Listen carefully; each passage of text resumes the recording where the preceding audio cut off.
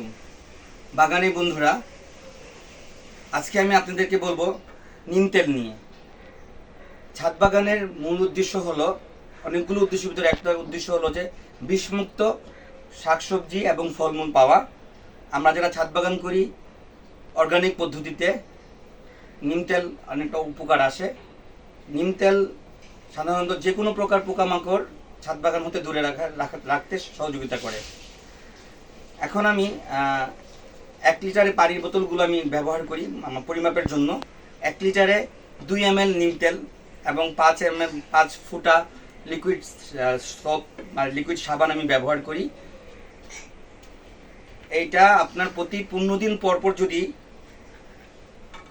বাগানে স্প্রে করেন তাহলে বাগান থেকে যে কোনো ধরনের পোকামাকড় দূরে থাকবে। বাগানের গাছ সুস্থ সবল থাকবে। মনে রাখবেন 1 লিটার পানিতে 2 ml নিম তেল।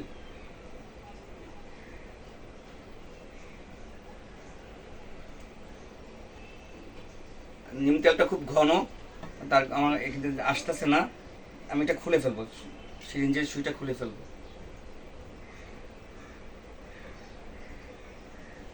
খুবই ঘন নিম তেল। এই নিম তেলটি আমাকে উপহার দিয়েছিলেন যোগবিয়োগের গ্রুপ থেকে। অনেক দিন ইউজ করা যায়। তাছাড়া আমি কিনে নিয়ে আসছিলাম ইয়া থেকে, সিদ্দিক বাজারের ওখানে পাওয়া যায়। খোলাটা ব্যবহার করি, প্যাকেটজাত থেকে খোলাটা অনেক ভালো। হ্যাঁ, এই যে 2 ml একটা এবারে আমি মিক্স করে দিলাম। এখন দুপুরবেলা এই বোতলটা আমি ছাদে একটু রৌদ্র স্থানে রেখে দিব। বিকাল হতে হতে এটাতে কেমিক্যাল রিয়াকশন হয়ে নিম তেলটা ভালোভাবে মিশে যাবে পানির সাথে। আর বিকালে এটা ঠান্ডা হলে তারপর আমি এটা স্প্রে করব।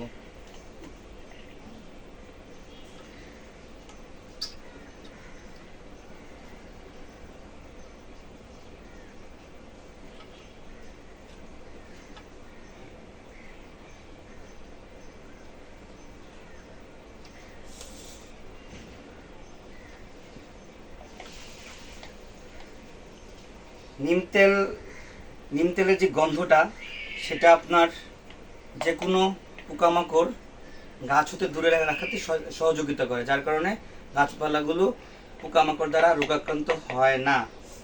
ব্যবহার করে দেখতে পারেন। প্রতি 15 দিন পর সম্পূর্ণ বাগানে নিম তেল ব্যবহার করবেন।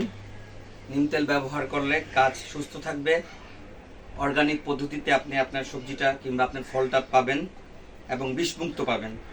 আমরা সাধারণত কিছু হলেই ইমিটাফ, তারপরে ফোরাডন এবং বিভিন্ন ধরনের নাইট্রো, বিভিন্ন ধরনের কেমিক্যালগুলো ব্যবহার করি, যার কারণে ছাদ বাগানের মাটিটা নষ্ট হয়ে যাচ্ছে। মাটি নষ্ট হয়ে যায় এবং খাবার তো অবশ্যই বিষাক্ত হয়।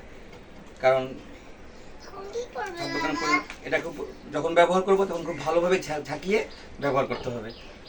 মনে রাখবেন 15 দিন পর 1 লিটার পানিতে 2 ml নিম তেল এবং 5 থেকে 6 ফোঁটা লিকুইড সাবান ব্যবহার করতে হবে। এবং এটাকে আমি একটু ছাদের রৌদ্রযুক্ত স্থানে রেখে দিব। বিকাল হতে হতে এটা পুরোটা ঠান্ডা হয়ে যাবে, তারপর স্প্রে করব। মনে রাখবেন যে কোনো ধরনের কীটনাশক অবশ্যই সূর্য যখন হেলে পড়বে, বিকেল হবে, তখন দিতে হবে। ধন্যবাদ সবাইকে।